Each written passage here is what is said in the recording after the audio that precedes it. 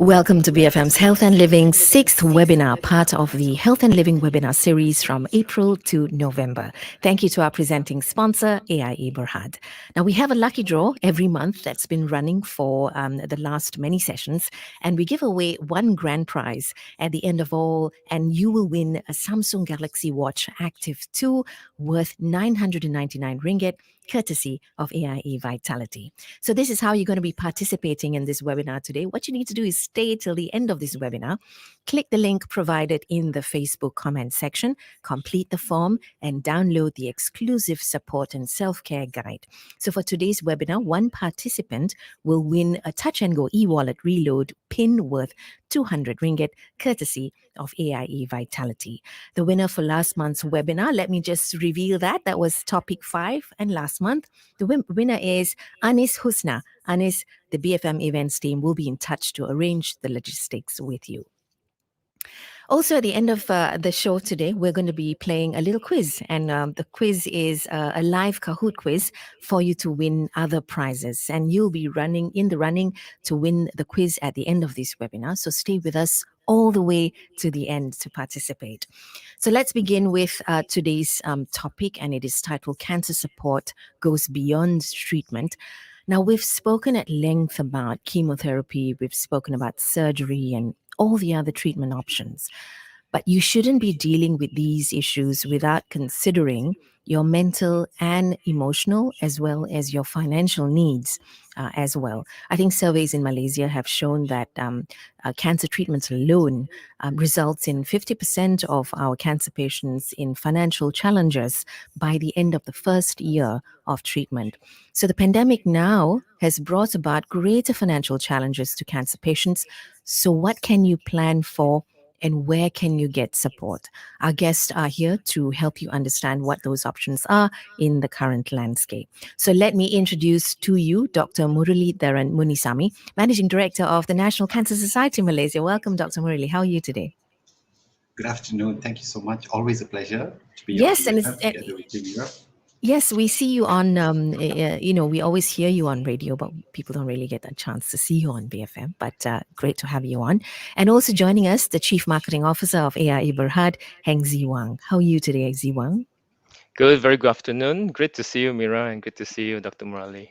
Yes, so fantastic topic. Please ask your questions, put it in the comments section. Wang is here to help you understand how financial challenges can be overcome. What are your options? Dr. Murali here to sort of point out, because you're working on the ground as to what cancer patients actually go through, Dr. Murali. So let's start with you.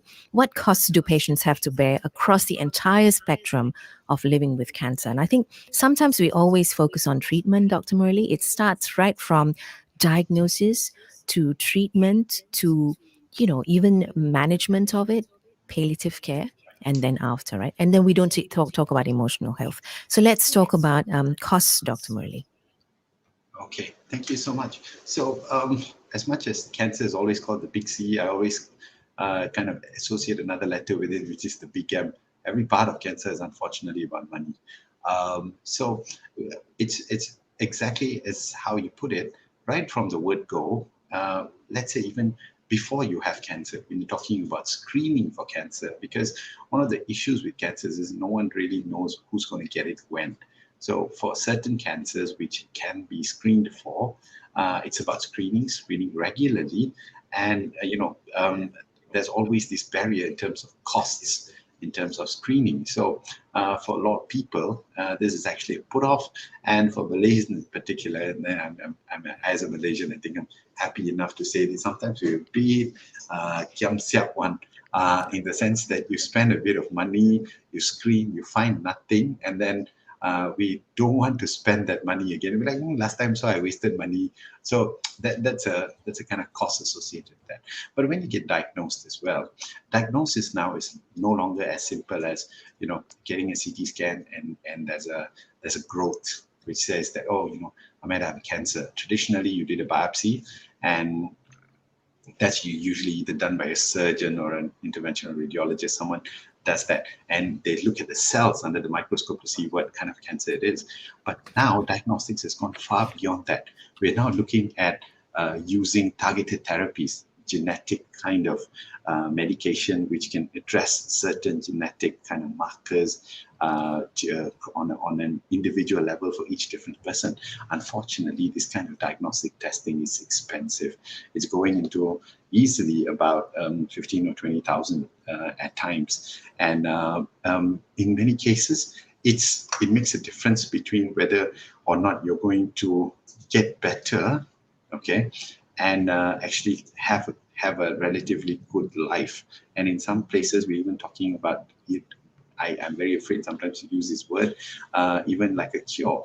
But in many cases, the inability to do diagnostics or pay for diagnostics is going to impede how and when you get treatment. And then, of course, is what you're saying, surgery is going to cost money, chemotherapy is going to cost money, radiotherapy is going to cost money, and all these kind of various now new therapeutics, targeted therapies, they're going to cost quite a bit of money as well.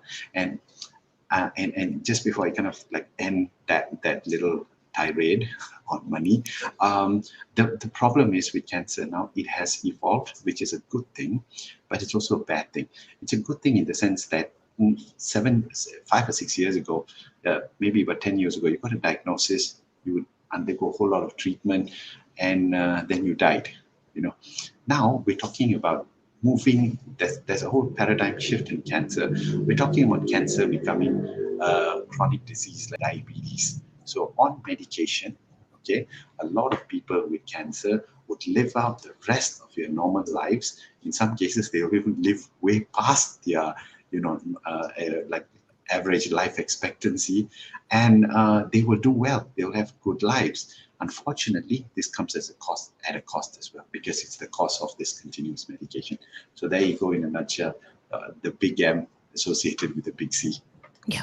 So you're talking about targeted diagnostics, and then after which you're referring to targeted treatment, right? And also now it's very tailor-made sort of treatment based on every individual. And all of this means we're moving away from the standard care of treatment.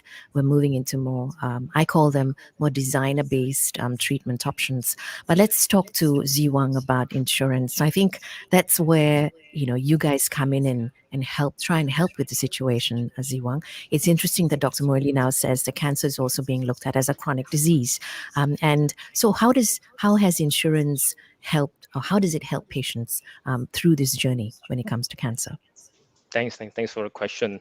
I think typically, people will look at, two type of insurance. I mean, we talk about cancer here, but generally across, to manage illness, the most common one is the medical plan, or most people say medical card. So this basically pay, as you said, primarily for, the cost of diagnosis and treatment in the hospital. And a lot of people kind of like believe, especially, if you want to access private care, for example, I think a medical plan is necessary.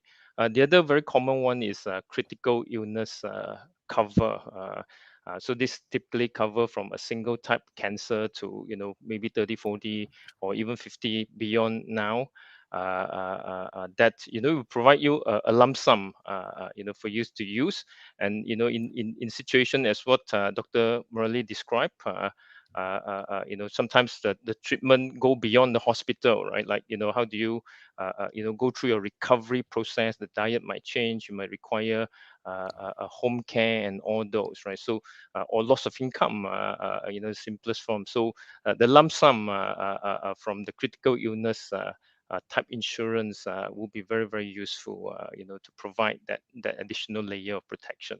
Okay, so we always think that medical, sort of a medical coverage is more than enough. But what you're saying is the critical illness is where it sort of kicks in and helps you through the management of the cancer care after, right? That's interesting, of how to actually look at it. What are your thoughts, Dr. Murali? How do cancer patients at NCSM help patients and families access financial support? Okay, so I just to kind of like quickly add on to what Wang is saying, a lot of people don't realize this difference between medical insurance and critical illness. And the payout from critical illness, which, like I said, we always hope it doesn't happen. And I mean, insurance companies don't sell you insurances hoping that, you get a critical illness. But the point, the kind of important aspect of the critical illness payout is that will help you through everything else. I know, not really. That's not about the treatment or the cutting or the paying doctor, but that's about the bread and butter issues. And especially in long-term treatment, the maintenance of treatment, a lot of that funding pocket is going to come out from your critical illness bit. Sorry. So kind of to converge back on what you were saying. So that's okay. So how do you help patients access financial support? Yeah. So one of the things that we do is nowadays we offer a kind of financial counseling. So the moment somebody gets diagnosed, okay, we have a patient navigation kind of system in place. Our professionals, be they mental health counselors or psychologists or sometimes even ex-patients themselves, survivors. So we sit down and we actually assess the patient's feasibility and their ability to actually go through the entire treatment process. So one of those things that we assess is, do you have the money to pay for this? And accordingly, one of the things that we now start doing is channel them along the correct pathway according to their ability. So, for example, I'm just making this up. Yeah, if you have, say, a $5 million, insurance that's paid up, and you can use everything on it, and you're getting diagnosed, then there's not going to be any financial barriers for you. We can even speak to you about using the highest types of expensive therapeutics, getting your own masseuse. I'm joking about that. I don't think insurance pays for that, but those kind of things. Wang. But you can use the lump sum from CI. Really, you can? How do you prove that though? No, I mean the lump sum is yours, right? I mean once you're diagnosed with CI, you get 50,000, 100,000. Then you manage what you want, what you need to do with the fund, and that's the beauty of having a CI lump sum cover, and it's actually very, very essential, important. Yeah.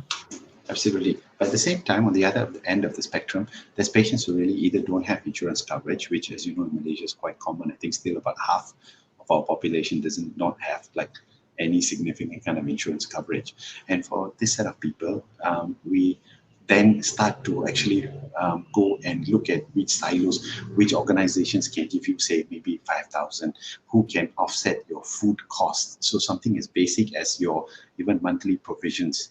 Okay, if you're going to come for treatment, say to KL, then we have to sort out a halfway home for you to stay at. So that removes a little bit. So then we go at it piece by piece and try to reduce your cost every way. So for example, you may need a PET scan. A PET scan costs a couple of thousand ringgit. Then we speak to some other hospitals who can do some CSR and lower even that bit, so you can get a free scan out of somewhere. So we literally have to go at each person individually. It's an extensive process.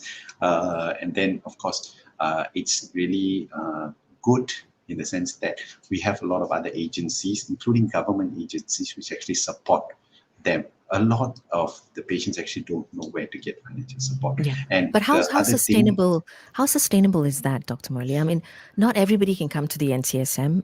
If 50% don't have insurance coverage, then who's going to help them through this?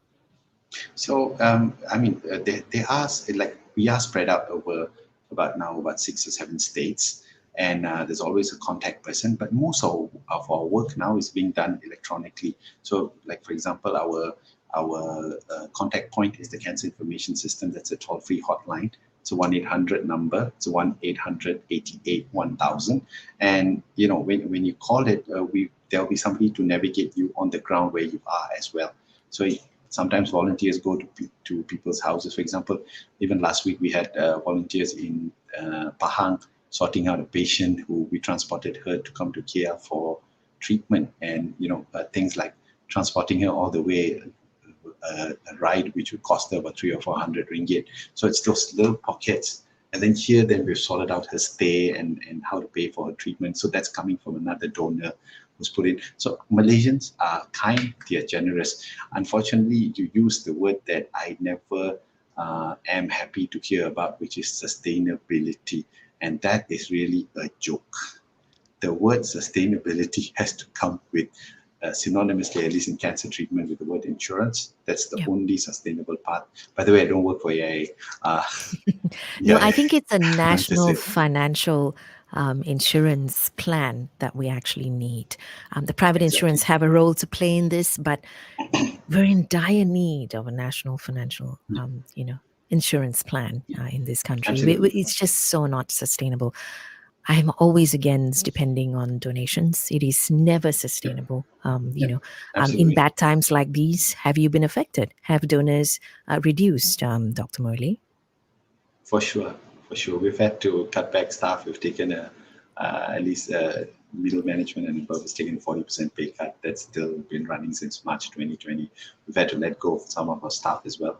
But we've been keeping every single service that we have running at full capacity despite all that. And that's really, again, due to the help of many, many volunteers. But how sustainable is it? I don't know. It's not. Yep. Sure. We have a question via Twitter. Which aspect of cancer care was your greatest concern, Dr. Murali? Was it the medical bills, treatment, or the mental toll? I would still say the bills, because the bills are what creates your mental toll. When you have to choose between going for chemo or even radio is largely subsidized in Malaysia and mostly done in public hospitals, but you still have to pay like about 100 something or 200 something. Sometimes it seems like a joke for like so-called atas people. They're like, hey, 200 ringgit is what I spent for lunch, But for many people, in this country, it's still sometimes a choice of whether that 200 ringgit is whether I can buy provision for my kids this month. Yeah. So very Yeah. often they will forego that. And that by itself is a mental torture. Yeah. Ziwang, how do you help sort of B40 communities? Is insurance accessible to that sector of the community? I mean, there are options that's available. Of course, what is in place currently. My Salam is available for people to sign up. All insurers or most of the insurers actually provide what they call the online, direct insurance that you can just subscribe in smaller units, which is affordable.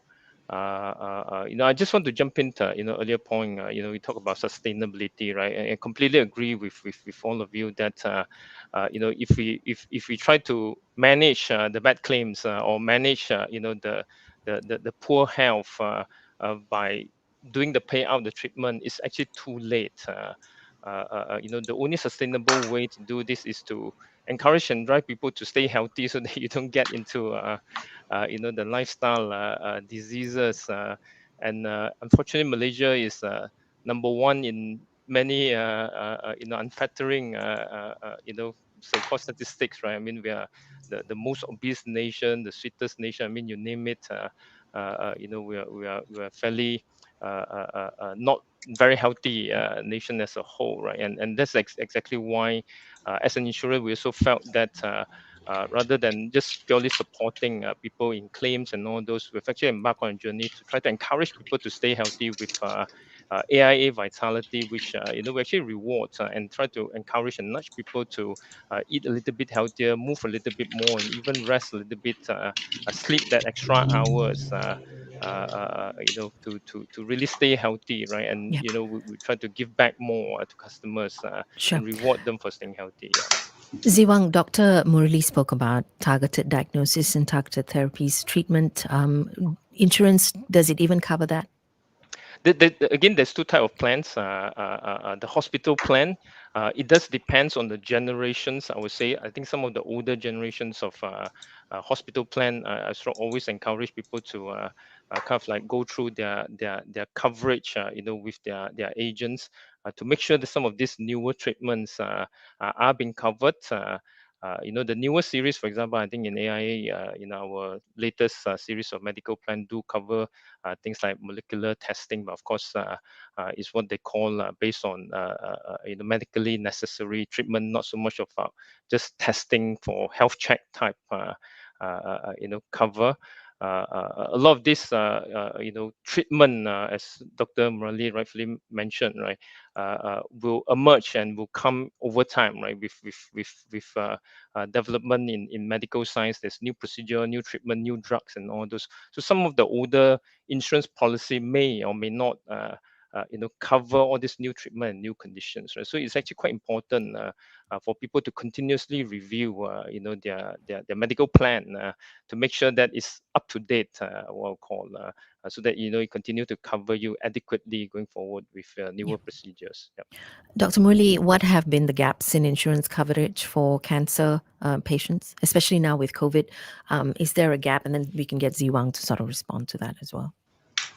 Okay, so in terms of a gap, I don't think, I mean, ironically, and I'm sure Mrs. Yvonne will tell you this as well, in terms of private insurance, right, there's not been much, issues that we're hearing from patients during COVID. And I think that's because we'll only start seeing this in mid-March, April next year. Everyone's still afraid to come out and get diagnosed. So you see an avalanche, I think, in March, April next year, but that's that. And so there'll be the problem of later diagnosis, later staged cancers. But generally, overall, in the gaps in terms of insurances, a lot of people face issues during this diagnostics. And I'm cognizant of the fact that Ziwang was saying, now the newer policies are kind of catering for that, which is really good. The problem is people are buying policies when they start working, I think in their 20s, and now about 10 or 15 years, I had a like a shock as well. I had to rebuy. I mean, just sharing with everyone. I think about 2 years ago, I had to sit down with my insurance agents who basically spit in my face and told me, "Look, you can't even buy Maggie Mee with your insurance coverage." Oh. Yeah, but these are policies I bought like 20 years ago. So I think that's kind of a good point to take home as well. Ziwang did mention it. I think for a lot of people, you need to actually refresh and look at whether to. I understand that you need like supplementary coverage or something like that, Mr. Ziwang. That might be something that you may be able to comment on. Yeah. In a bit, but I was also just going to add to Meera's point of this is the problem. A lot of people have made a mistake in their lives where they've become dependent on employer health coverage. And that is a serious problem during COVID, because a lot of people have either had their plans slashed, or the employer coverage has just gone away because they've lost their jobs now.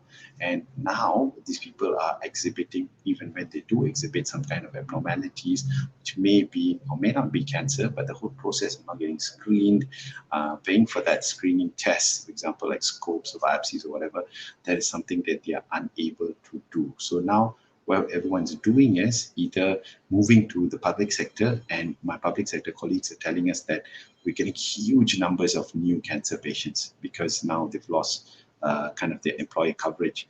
And all the other choices, just sit and wait until I get a job. And by that time, it may be too late in terms of, they may have gone into a further stage of cancer. So. Yep. Ziwang, I think there's some concern about, COVID now and all of that. Do you think insurance premiums will go up in the future?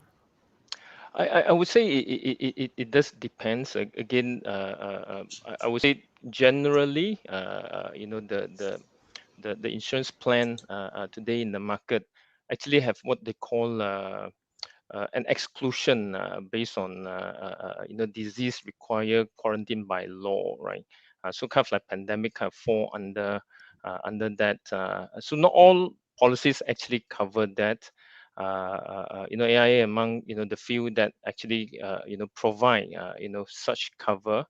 But so far, based on the experience that we've seen, while there's claims that we pay, I wouldn't say it's major enough that alone will trigger increase in cost of treatment, right? I mean, of course, the very severe case does bring cost, but if we look at this now, our experience in the last 18 months or so, compared to just the normal flu, stomach bugs, viral fever, hospitalization, those bills will be like significantly more than what we're seeing now. So at the moment, again, with pandemic, you never know, right? The experience is still very early. There's still a lot of different variant that potentially could come out. So we're monitoring this, very, very closely.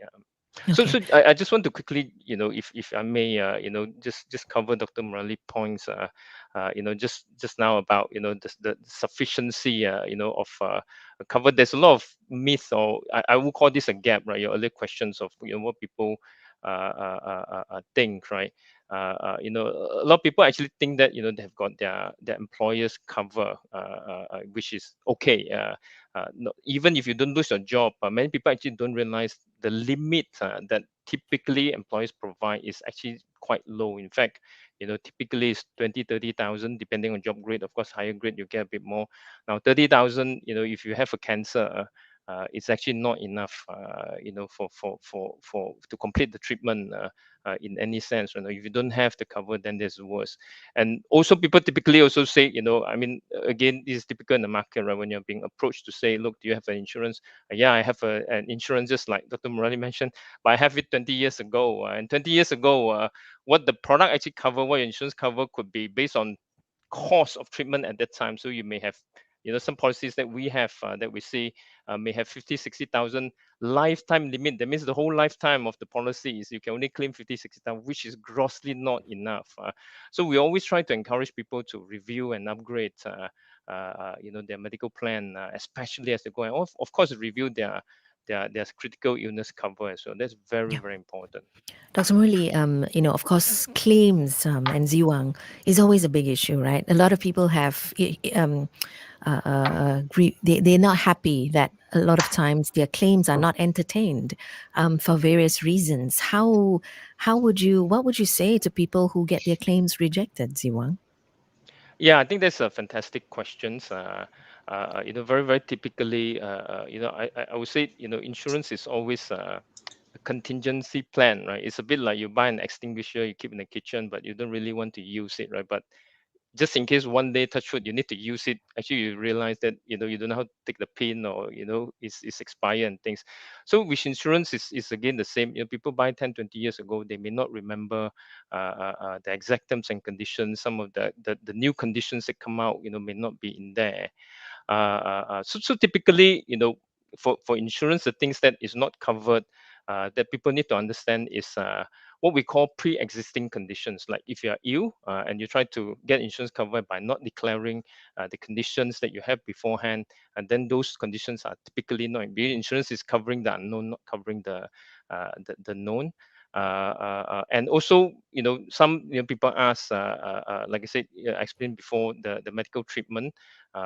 Some are what we call tests. For if the testing comes out, to diagnose certain conditions, then typically the diagnosis and the treatment will be covered together as one episode. But if the testing come out and result out, the person healthy, so typically those are not covered. It's a bit like a health check, right? You go test everything and not covered.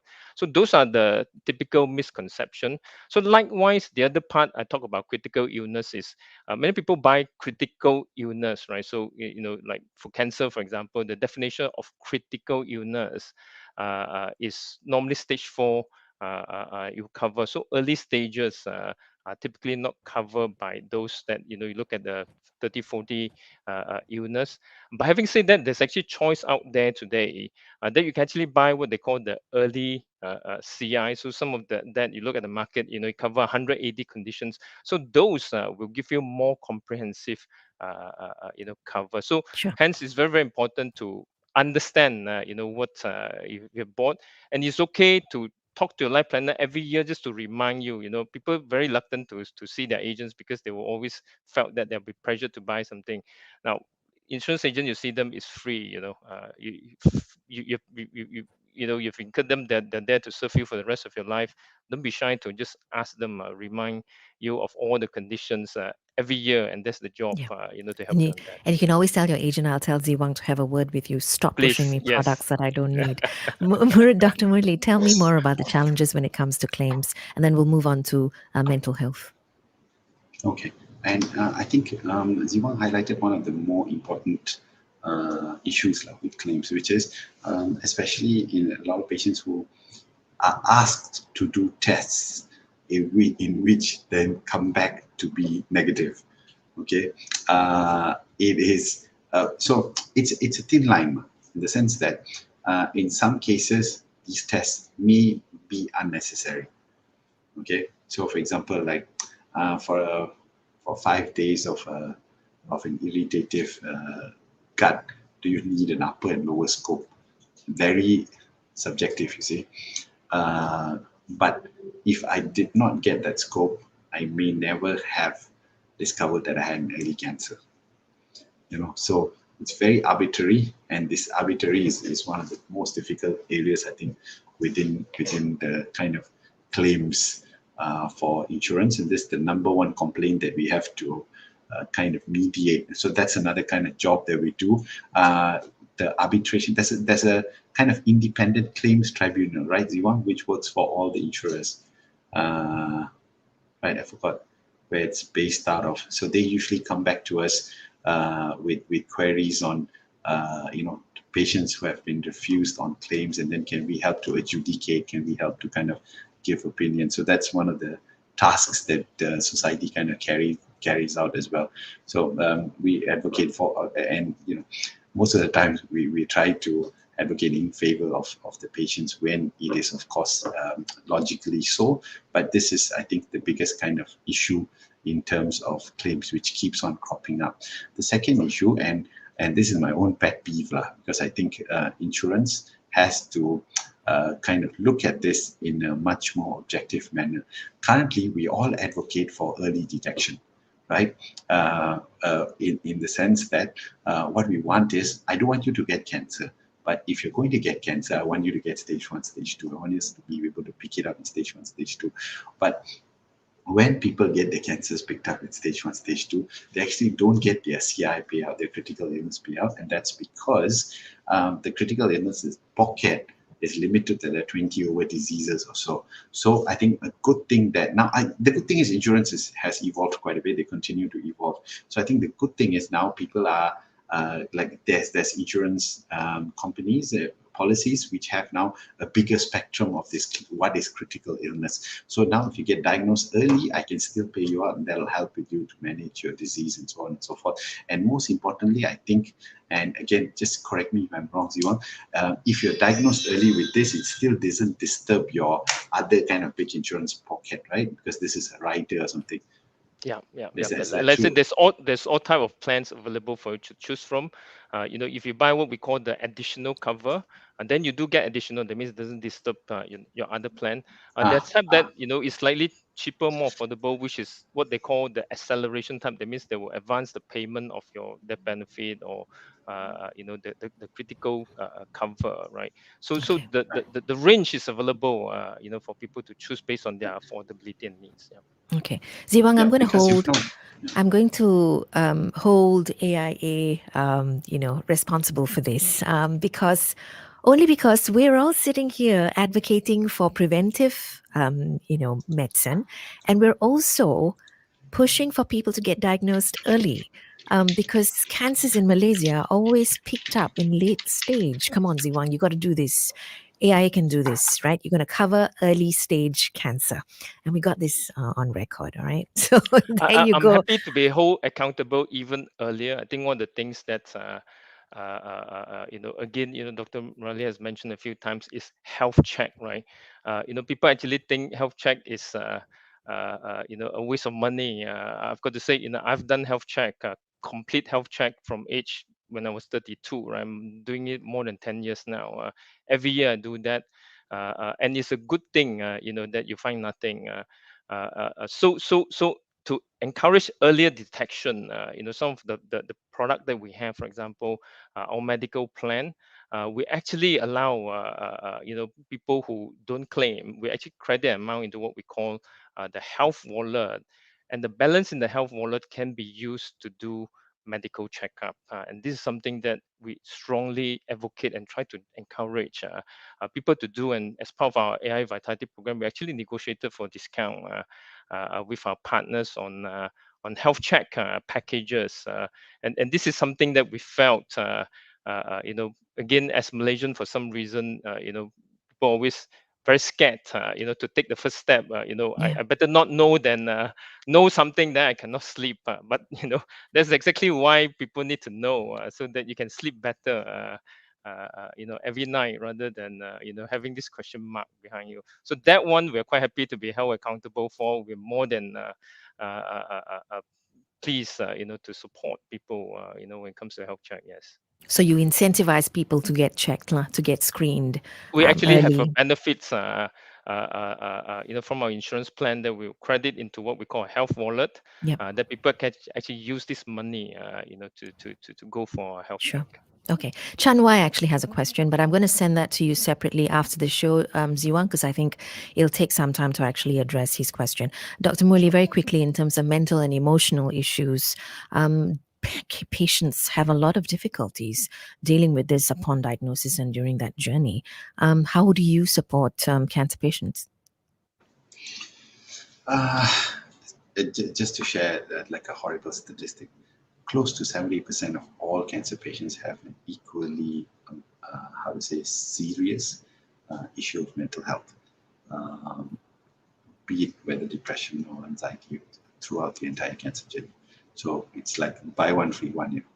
But unfortunately, as much as everyone treats the cancer cells, no one treats the mental health issues. Very poor access, almost no kind of private ecosystem, public ecosystem, super, fragile and not well resourced. And so patients either by the time they either sort themselves out mentally or they just die. I've had patients who committed suicide while waiting for treatment. So it's not a good story. Unfortunately. So this is one of the things that the society has gone on to do in a big way. We have professionals, mental health professionals spread out across the country. We have this huge online network that we work now with the government with the government and with Yayasan Hasana to put up. So now there's an online call-in service in which we have psychologists, mental health counselors, peer support buddies to work with patients. We work with more than 10,000 patients across the past 2 years alone. And now the service is nationwide, but it's not enough. It's nowhere near enough. And I think that may be something that in insurance kind of boost may help if we started looking at covering mental health a little bit. Currently, it's yeah. Ziwang, your thoughts? No, that's exactly the challenges. Some of these challenges that people may not necessarily think about. When they buy insurance, they always focus about on the treatment and whatnot. But the recovery phase, the going through the treatment itself, the challenges people often don't pay enough attention, and that's exactly with that in mind. I think about 18 months ago, we've actually so-called upgraded, our medical plan to actually provide, mental health support in terms of psychiatric treatment, via our health wallet, feature. So again, today, in the market, there are actually mental health insurances available, for purchase, but again, is whether because of the taboo and all those, any normal people today would not think that they will get into a mental health Yeah. condition, and hence, when you've been presented insurance cover about mental health, you're like, no, I'm not going to go crazy, right? So nobody will consider buying it consciously, but actually people don't realize that when you go through treatment, touch wood, or all major health conditions, the impact is very, very significant, especially when you're financially not prepared. So, not only you're going to deal with the treatment, the procedure, you're going to worry about how you're going to pay for it, and then you're going to worry about the future of your children, your family, and all those, not dragging down everyone else. So all these are necessary, and hence, being prepared. It is actually very, very important, and I mean, there's a myth that insurance are very expensive and all those, but it's reasonably affordable, right? Especially for young starters, say somebody age 30, for example, you can actually get a critical illness type cover, for example, for less than 100 ringgit a month. Going for a medical plan, also same, can get for less than 100 ringgit a month to start off with. Yeah. Ziwang, we have a question from Dixie. What type of coverage cost range would you recommend? It really depends on individual, right? Like your income level and all those. I would just generally say is that do consider two types: the medical plan, which is the most essential. Now, if you can afford that only, then that will be, I would say, the most basic one to start off with. If you can afford more, then strongly encourage people to take up critical illness as well, because like I said, one is to cover all the treatment and whatnot, but the other one, perhaps the tip of the iceberg, the bottom of the iceberg, is just in case you cannot work, loss of income, you're not going to change your diet, you need to hire somebody to take care of you and all that. So the lump sum, or including some procedure that you may want to go through that is not covered. For example, if you don't go overseas treatment and all those, not all insurance will cover. At least you get a lump sum. You can decide what you want to do with that, right? So I would always recommend people to consider getting both. As to matter how much to get, it just depends on your affordability. Also consider today's there plan that you can actually consider to add on top of your employer's plan, because typically people don't want to sort of like double pay, right? Say, oh, my company already cover me. Is there a cheaper option? Yes, you can actually look for plan, what I call, that's called a high deductible. That means the first 10-20,000 you can rely on the employees to pay, and then subsequent the additional on top, then you can rely on your individual medical plan to cover, and those are typically a lot cheaper and affordable. Yeah. Your thoughts on mental health, Dr. Murali, is there anything else you want to bring to the fore as far as what your patients actually go through and how we can do this better when it comes to funding?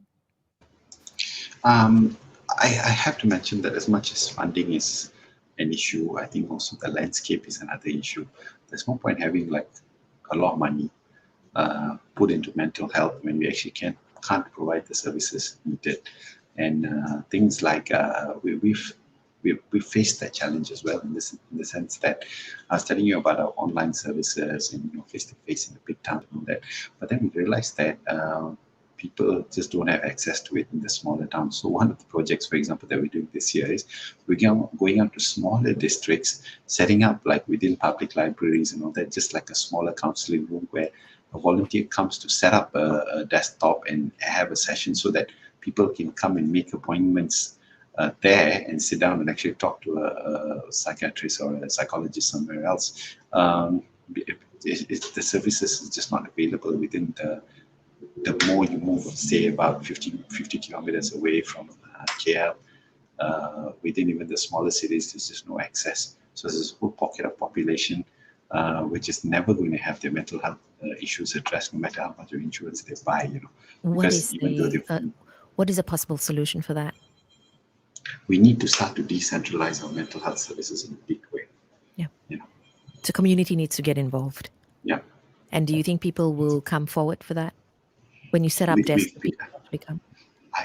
I'm very happy to report that. Even forget about the patients who definitely are very happy and come, but we've had no shortage of volunteers as well, of people who are coming out and helping us to get that done as well. That's fantastic. Ziwang, final note: how do we ensure person-centered support is available at all stages of cancer? Your thoughts? Again, this is you got to plan for it. Like I said, go through your financial needs and make sure you have adequate cover. That's I always say is very, very important. And you got to review that regularly. I always encourage people to review your insurance need every year. It's just like you go for your dental check every year. You should also do a financial health check every year, because your lifestyle change, your life stage change, right? Like in the year you get married, in the year you give birth, and in the year when you promote, your salary increase and all those, right? Your savings increase, but your protection typically don't increase, in line with that. And then, in times of claim 10, 20 years later, you're like, hey, how come so little? How come I pay for so many years, I only got 50,000, right? It's because you've never reviewed the cover, or how come you say, hey, oh, my limit can only claim until this much. So it's very, very important to make sure that your financial plan actually grow together with you, right? Typically, people say savings grow with you, but your protection most of the time stays stagnant from the time you consume, and you think you already have it, which is quite dangerous. Okay, Dr. Murali, your message. Oh, yeah, I was going to say, I think one of the things that we need to have a less of an attachment to is to that first insurance policy that you buy. You know, same. I had so much difficulty in wrapping my mind around like turning in those early policies and upgrading it, because you're like, oh, I've been paying for so long. Yeah. So, but no, that is my kind of own personal sharing. But I think for everyone, as much as we're investing for young people who are coming out, as much as you're investing in buying a car or you're investing in buying a house, and these are things that now young people don't even invest in anymore. They don't see a need for that. But I think insurance coverage is so critical. And sometimes we spend a lot of money buying unnecessary things. For example, for people's weddings, there's only so many coffee makers people can take, But would it help if you put down like something for them to buy insurance policy? These are things that we need to grow towards. Because I had 5 punch bowls, for the record. 5 punch wow. bowls. I've only used 1. I got 4 more to go. In this It's like buying lifetime. umbrellas. Exactly. People always think, right? Yeah. But I Buying think umbrellas. your fire extinguisher analogy is interesting, Ziwang, if you think of it that way. We hope that we never have to use it. But in the event we do, we need to know how to use it, and be prepared And the for thing it. is not broken after you put there many years, Yes, under the exactly. sink, it may be rusty and the gas won't come out. So Yeah, every year you have to kind of check, review, make sure it's not expired. yeah. But Thank one you thing, both. if you allow me to add, people often look at insurance as getting sick and worry about getting sick. But as I also mentioned, right, today there are lots of options out there that has got plans that actually help you to stay healthy. I think that's more important than talking about getting sick, right? And everyone, just strongly encourage you move a little bit more, eat a little bit healthier, and rest a little bit, better. Don't get overstressed. Yeah. Yep. So I think that's what I'm, AI Vitality does, isn't it? It incentivizes you to do the right things. And really, do we get reduced premium coverages, Yes. Ziwang, as a result, yes. because you incentivize people? Absolutely, and AI Vitality work on shared value, right? That means healthy people actually claim less, right? I mean, there's no point for us keeping all this profit. I mean, what we do is we actually share all this profit back, whether it's increased benefit, reduce premium, or even weekly challenge reward, right? That if you keep on doing the good habit every week or two, you get a small reward coming out from there. Okay. And if I could just kind of throw that in, how imitation is the highest form of flattery. I think everyone, all our other insurance should really look at things like AI Vitality to, kind of re-offer this kind of products which look at health promotion and which in the long run will really pay off for everyone. Yeah. I think you need to find out a little bit more, because you don't hear very much about AI Vitality unless you walk into Jaya Grocer. Then you see it all over the place. That's the only place I see it. Splashed everywhere. Otherwise, it's still in terms of awareness. People need to just check it out. So, to the National Cancer Society Malaysia, if you want to get in touch with them, it's 1-800-88-1000. Am I correct, Dr. Murali? Absolutely. Okay. So get in touch with them if you need anything, and they'll help you navigate upon your cancer diagnosis. I mean, fingers crossed, you don't have to use it, but in the event you do, you know who to call. Thank you, gentlemen, for joining me today. Dr. Murallitharan Munisamy, Managing Director of the National Cancer Society Malaysia, and Heng Wang, Chief Marketing Officer of AIA Berhad. Now, to support and sort of to complement what we spoke about today, we have a support and self-care guide, which includes resources and financial tips for people with cancer, a guide for you to support your loved one with cancer. So I've had a look at it. It's terribly, terribly helpful. You want to download it from the link provided in the comment section right now, and you'll be in the running for our lucky draw. So download that e-sharing kit, or what we call the Support and Self-Care Guide, and that will help you through this journey. Now, we're going to be playing now our Kahoot. For separate from the lucky draw, we have another bonus for you, which is a quiz. So go to kahoot.it and then key in the PIN code, which is 7561295 right now. Enter your email address, make sure it's a valid address, followed by your name. And the fastest person to answer the quiz questions and get all of them right will win a Touch and Go e-wallet reload pin worth 20 ringgit, courtesy of AIA Vitality. And you will get a BFM merchandise, which is a collapsible mug right here. This is what it looks like. So go in up, be a part of the quiz. Go to kahoot.it, PIN code 7561295, and we're going to play in just a short while. Do that right now till we gather most of you to actually start playing. So go for it. You're going to win a Touch and Go e-wallet reload pin, 20 ringgit, courtesy of AI Vitality, as well as I mentioned, the BFM merchandise, which is a collapsible mug, which is something that you may want to have in your little, in your bag when you go to work or when you go to the cafe and get your coffee. There it is. That's what it looks like.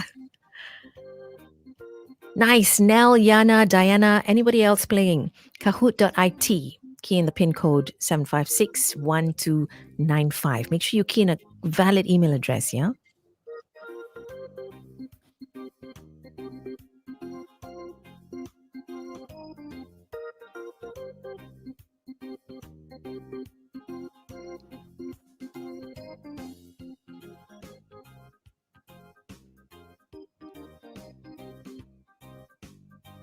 Come on, people. You want to win that mug. You want to get that 20 ringgit Touch and Go e-wallet reload.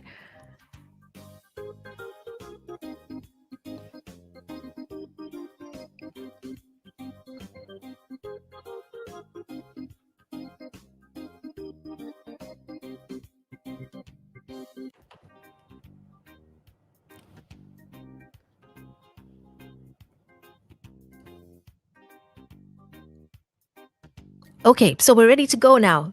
Let's go with our first question. You need to be the fastest person to, to select the right answer, and then you'll be in the running. First question is, which of these are common cancers in Malaysia? Breast cancer, prostate cancer, lung cancer, all of the above. Go for it, people. Breast cancer, prostate cancer, lung cancer, or all of the above. If you've been listening to the BFM Health and Living show for the last, 13 years, you would know the answer to this.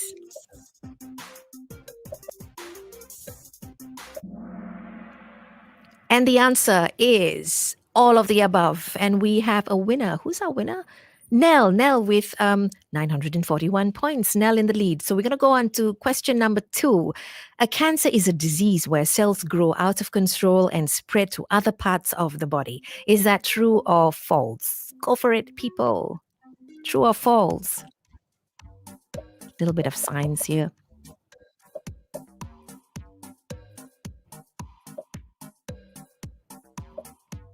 True or false? It's a disease where cells grow out of control and spread to other parts of the body. And here we go. We have the answer, which is true. And the winner on this, is it still Nell on the top? Nell at 1,901 points.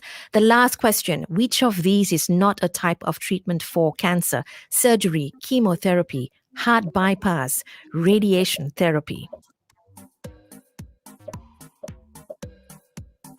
Ayo, you get this wrong. You have to listen to the health show every day, Monday to Friday, 4 p.m.